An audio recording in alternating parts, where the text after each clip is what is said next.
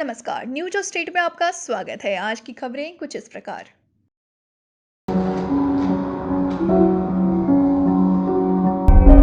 अगर तलवार की नोक पर या एटम बॉम्ब के डर से कोई हमारे देश को झुकाना चाहे, दबाना चाहे, ये देश हमारा दबने वाला नहीं। तो एक सरकार के नाते हमारा क्या जवाब हो सकता है सिवाय इसके कि हम हथियारों का जवाब हथियारों से दें। आज ही के दिन 11 जनवरी 1966 में देश के दूसरे प्रधानमंत्री लाल बहादुर शास्त्री का ताशकंद में निधन हुआ था। लाल बहादुर शास्त्री का जन्म 2 अक्टूबर 1904 को मुगल सराय में हुआ था। देश के लिए कई दशकों तक पूरे समर्पण भाव से काम करने वाले शास्त्री जी को उनकी जबरदस्त कार्यक्षमता, सत्यनिष्ठा और विनम्र स्वभाव के लिए याद किया जाता है। शास्त्री जी महात्मा गांधी और लोकमान्य तिलक से प्रेरित थे। 1920 में वह भारतीय स्वतंत्रता आंदोलन में शामिल हो गए। उन्होंने गांधी जी के असहयोग आंदोलन में सक्रिय रूप से भाग लिया और इसके लिए उन्हें जेल भी जाना पड़ा। उत्तर प्रदेश विधानसभा चुनाव 2022 में बसपा सुप्रीमो मायावती के मैदान में उतरने पर संशय खत्म हो गया। पार्टी ने निर्णय लिया कि मायावती विधानसभा चुनाव नहीं लड़ेगी। बसपा महासचिव सतीश चंद्र मिश्रा ने मंगलवार को ऐलान किया कि बहन जी मायावती चुनाव नहीं लड़ेंगी।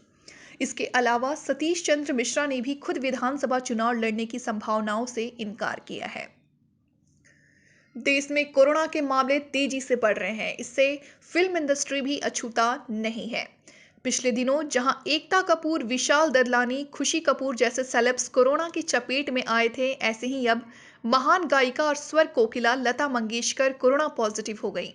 उन्हें मुंबई के एक अस्पताल में ब्रीच कैंडी अस्पताल में भर्ती कराया गया है, जहां उनका इलाज चल रहा है।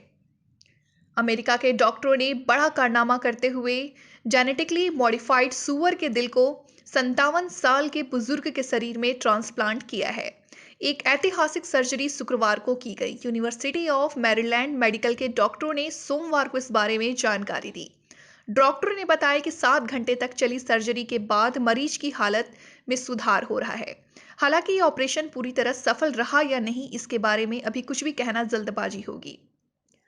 देश में 24 घंटे में 1.67 लाख नए कोरोना संक्रमित पाए गए। 69,798 लोग ठीक हुए, जबकि 277 लोगों की मौत हुई है।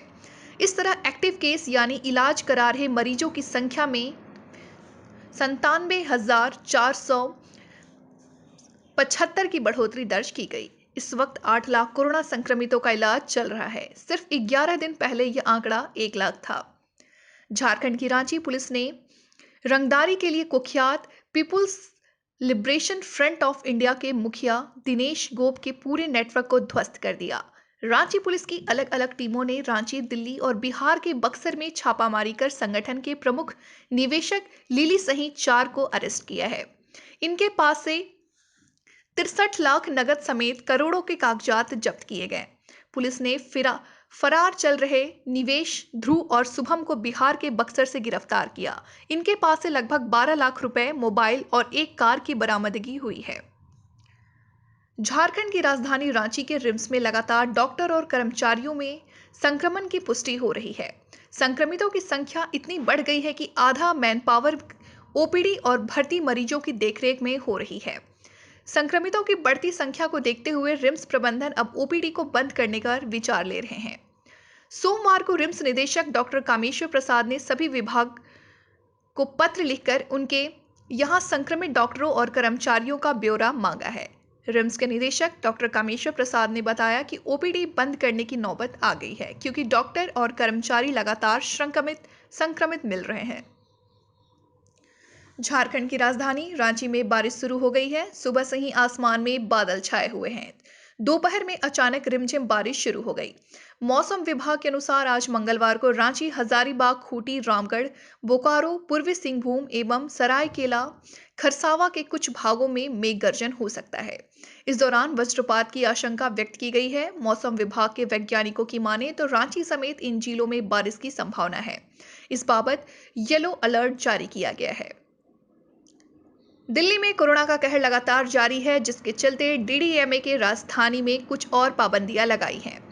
इसके तहत आज से दिल्ली में निजी दफ्तर पूरी तरह से बंद रहेंगे और कर्मचारी वर्क फ्रॉम होम करेंगे। इसके साथ ही रेस्टोरेंट और बार आदि भी बंद रहेंगे, हालांकि होम डिलीवरी सेवा चालू रहेगी। तुर्कमेनिस्तान में एक जगह या कहे जमीन करीब 50 साल से धधक रही है। हर साल बड़ी तादाद में टूरिस्ट इस जगह को देखने आते हैं। इसे नरक का दरवाजा, गेट्स ऑफ हेल कहा जाता है। अब देश के राष्ट्रपति गुर्बनगुली बर्ड मुखामदेव ने आदेश दिया है कि इस टूरिस्ट साइट को बंद कर दिया जाए। तुर्कमेनिस्तान में इसे दरवाजा क्रेटर भी कहा जाता है। काबुल पर तालिबान के कब्जे के बाद 19 अगस्त 2021 को एयरपोर्ट पर भीड़ में गुम हुआ 2 महीने का बच्चा उसके रिश्तेदार को मिल गया है। मासूम के उसके पिता ने भीड़ से बचाने के लिए दीवार के उस पार अमेरिकी सैनिकों के हाथ में सौंप दिया था। पिता को लगा था एयरपोर्ट में जाकर वो अपने बच्चे को सैनिकों से ले लेगा, लेकिन एयरपोर्ट में दाखिल होने में देरी के कारण मासूम अपने परिवार से बिछड़ गया।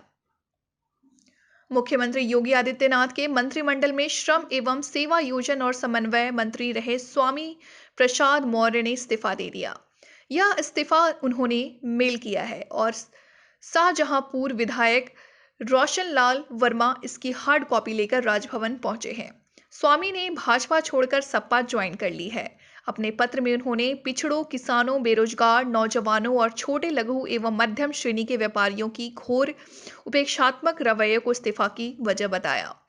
चर्चा है कि स्वामी प्रसाद मौर्य के अलावा मंत्री धर्म सिंह सैनी समेत 4 और एमएलए सपा ज्वाइन कर सकते हैं। समाजवादी पार्टी के राष्ट्रीय अध्यक्ष अखिलेश यादव को पूरा भरोसा है कि 10 मार्च को वह उत्तर प्रदेश में नई सरकार बनाएंगे।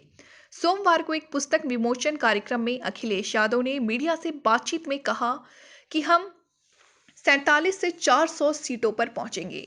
सपा प्रमुख ने कहा कि उत्तर प्रदेश में फिर से समाजवादी सरकार बनेगी। वर्ष 2017 के पहले हम बहुमत में थे तो बीजेपी के पास 47 सीटें थी। चुनाव में उन्हें 300 से ज्यादा सीटें मिली। अब समाजवादी पार्टी के पास 47 सीटें हैं। इस बार हमें 400 सीट मिलेगी। पंजाब कांग्रेस प्रधान नवजोत सिद्धू ने मंगलवार को सियासी धमाका कर दिया। कांग्रेस के चुनाव मैनिफेस्टो से पहले सिद्धू ने चंडीगढ़ में अपना पंजाब मॉडल लॉन्च कर दिया। यही नहीं, सिद्धू ने कांग्रेस को यह चेतावनी भी दे डाली कि इसी पर उनका राजनीतिक फ्यूचर निर्भर है। वह कोई समझौता नहीं करेंगे। सिद्धू ने कहा कि पार्टी के जनरल सेक्रेटरी से बात करने के बाद यह सब कहा है। मैनिफेस्टो में जाने से पहले यह उनके पास जाएगा। फेमस हेयर स्टाइलिस्ट जावेद हबीब के महिला के बालों में थूक कर बाल काटने वाला मामला बढ़ता ही जा रहा है। इस मामले में जावेद हबीब को राष्ट्रीय महिला आयोग यानी एनसीडब्ल्यू माफ करने के मूड में नजर आ रही है। दरअसल जावेद हबीब ने इस पूरे मामले को लेकर एनसीडब्ल्यू से लिखित में माफी मांगी है, लेकिन एनसीडब्ल्यू उनके माफीनामे से संतुष्ट नहीं है। एनसीडब्ल्यू अध्यक्ष रेखा शर्मा ने कहा कि इस पूरे मामले की जांच अब पुलिस करेगी। आईपीएल 2022 में बड़ा बदलाव देखने को मिलेगा। टाइटल स्पॉन्सर करने वाली मोबाइल कंपनी वीवो के लीग के स्पॉन्सरशिप से अपना नाम वापस ले लिया है। टाटा ग्रुप ने वीवो को टाइटल स्पॉन्सर के रूप में रिप्लेस किया है। आईपीएल के चेयरमैन ब्रिजेश पटेल ने भी इसकी पुष्टि की है। मंगलवार को आईपीएल गवर्निंग काउंसिल की मीटिंग के दौरान उन्होंने कहा है कि हां, Tata group IPL title sponsor के रूप में आ रहा है।